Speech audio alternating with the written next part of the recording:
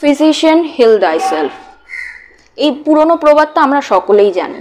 এবং কেন জানি এইটার যে মিনিংটা সেটার সাথে এখন কেন বললাম তার কারণটা হচ্ছে এই যে বইটা আমি এখন সম্পর্কে কথা বলবো, এই গল্পটার সাথে এর একটা সম্পর্ক আছে, রিলেটেড।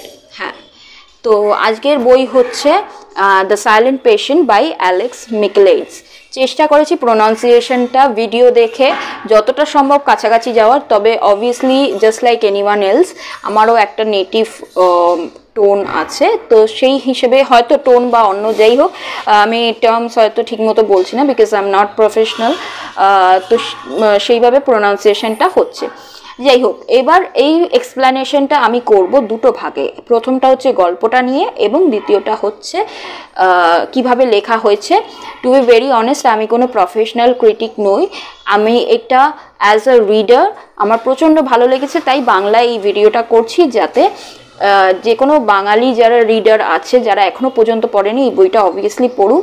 কারণ আমি অ্যাক্সিডেন্টলি এই বইটা কিনেছিলাম, আমার একদমই আইডিয়া ছিল না যখন কিনেছিলাম যে এই বইটার অ্যাকচুয়ালি স্টোরিটা কী, এবং এটা যে psychological thriller, murder mystery thriller এই ধরনের কিছু আমি জানতামও না।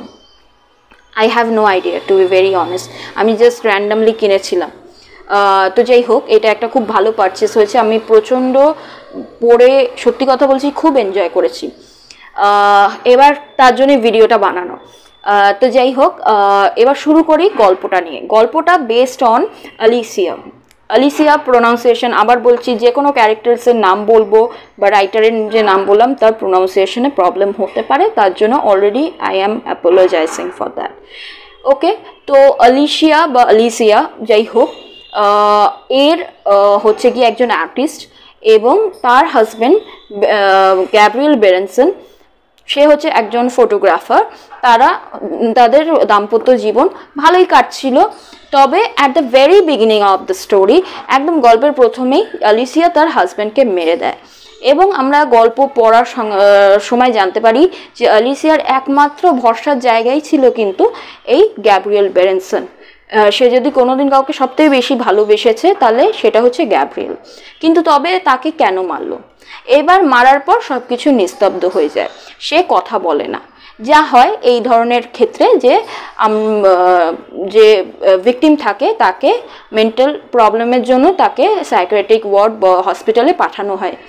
তো এই ক্ষেত্রেও তাই হয়েছে, এবং ইয়ার আফটার ইয়ার ও কথা বলছে না। এইখানে আরেকজন ক্যারেক্টার, খুবই ইম্পর্টেন্ট একজন ক্যারেক্টার, গুরুত্বপূর্ণ ক্যারেক্টার, সে হচ্ছে থিও ফেবার, যে কিনা সাইকোথেরাপিস্ট। সে আসে এই অ্যালিসিয়ার জন্যই, এবং অ্যালিসিয়াকে ট্রিটমেন্টের সাথে সাথে তার আত্মীয় স্বজন সবার সাথে কথা বলে। তার আগে যে সাইকোথেরাপিস্ট যাদের আন্ডারে চলছিল, ট্রিটমেন্ট চলছিল, তাদের সাথে কথা বলে। এখানে কিছু ক্যারেক্টার্স ইন্ট্রোডিউস হয়, যেমন যে হেড, ক্লিনিকের যে হেড, ক্লিনিকটার নাম ছিল গ্রুভ, এবং তার হেড হচ্ছে ডায়াবেটিস, আবার প্রোনাউন্সিয়েশন যাই হোক। আর তারপর ইন্দিরা ছিল, অ্যান্ড সেখানকার কিছু স্টাফ যেমন ইন্দিরা, ইউরি এবং পেশেন্টস যারা এরা ছিল, তারপর ক্রিশ্চিয়ান, এরা প্রত্যেকে ইন্ডিভিজুয়াল, কেউ কেউ পেশেন্ট, কেউ কেউ স্টাফ, এইরকম কিছু ক্যারেক্টার্স ছিল।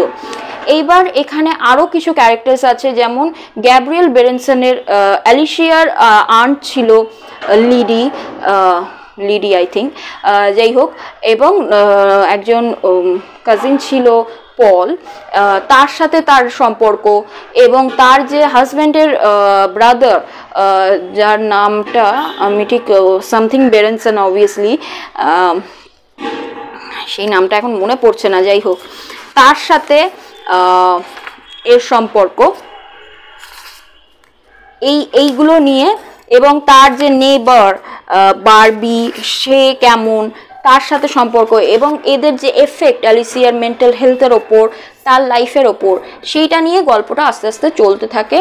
এবং এই ক্ষেত্রে যা হয় যে ও যাওয়ার আগে একটা পেন্টিং বানিয়ে যায় অ্যাজ অ্যান আর্টিস্ট।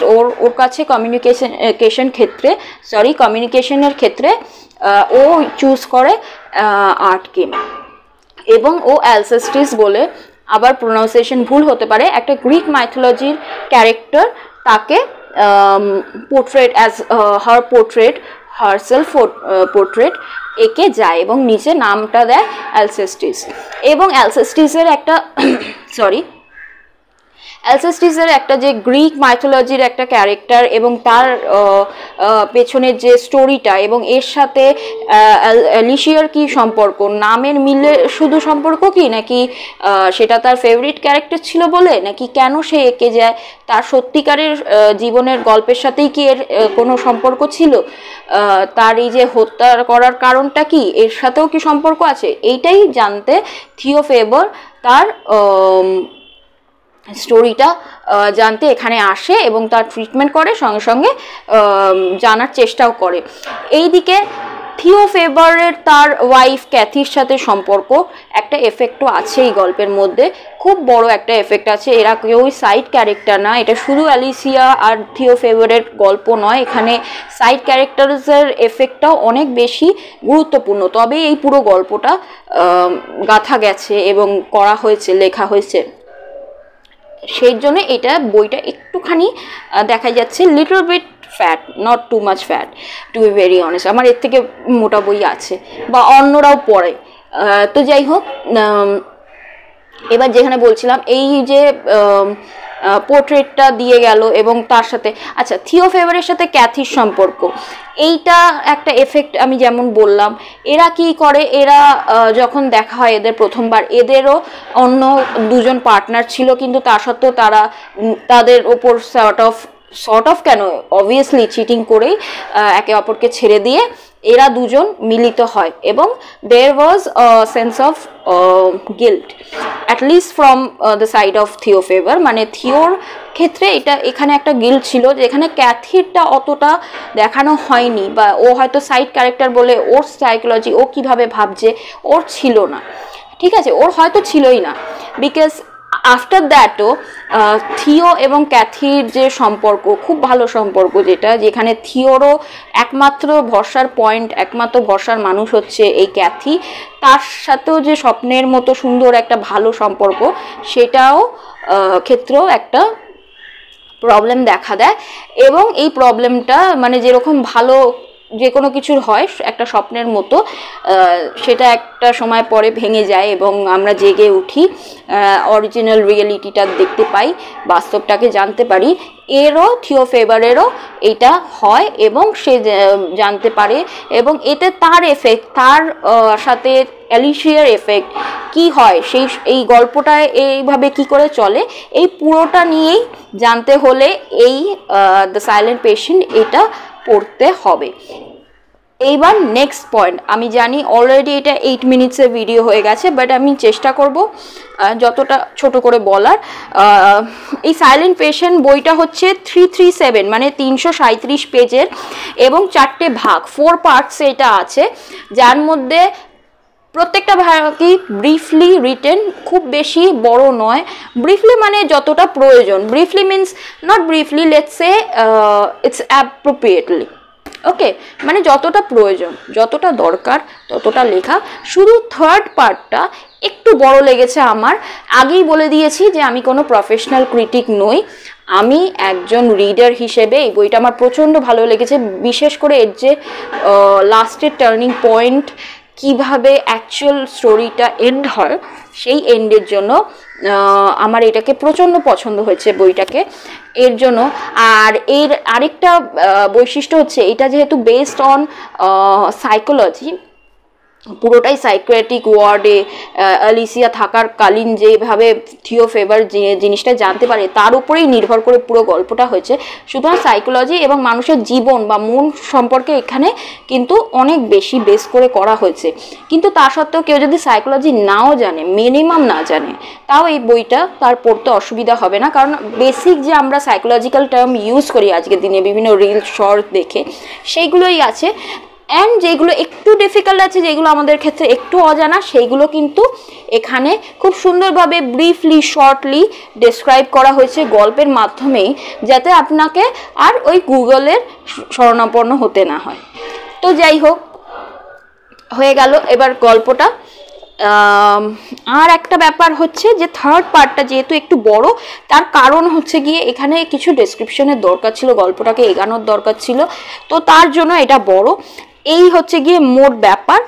আর সাইকোলজির ওপর বেস হলেও সাইকোলজি সম্পর্কে আপনার জানার কোনো দরকার নেই, খুব ভালোভাবে এখানে বোঝানো হয়েছে এবং গল্প কোথাও বোরিং নয়, টু বি ভেরি অনেস্ট, একদম ভালো মতো পড়া যাবে।